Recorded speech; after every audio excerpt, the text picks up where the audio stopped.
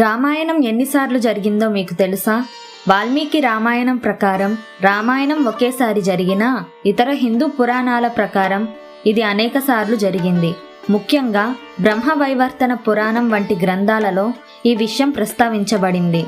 పురాణాల ప్రకారం ఒక కల్పం అనేది బ్రహ్మదేవుని ఒక రోజు. ప్రతి కల్పంలోనూ 4 యుగాలు ఉంటాయి. అవే సత్యాయుగం, త్రేతాయుగం, ద్వాపరయుగం మరియు కలియుగం. ఇవన్నీ ఒక క్రమంలో వస్తాయి. ప్రతి త్రేతాయుగంలోనూ విష్ణుమూర్తి రాముడిగా జన్మించి రావణుడిని సంహరిస్తాడని చెబుతారు. ఇప్పటికే ఎన్నో కల్పాలు, వాటిలో ఎన్నో త్రేతాయుగాలు గడిచిపోయాయి. కాబట్టి రామాయణం లెక్కలేనన్ని సార్లు జరిగిందని పురాణాలు చెబుతున్నాయి. కొన్నిసార్లు రాముడు లేదా ఇతర పాత్రల పేర్లు, కొన్ని సంఘటనలు మారుతాయి.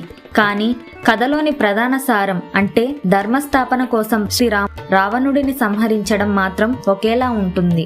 హిందూ పురాణాల ప్రకారం ఈ సంఖ్యను లెక్కించడం అసాధ్యం. ఎందుకంటే ప్రతి కల్పంలోనూ రామాయణం జరుగుతుంది.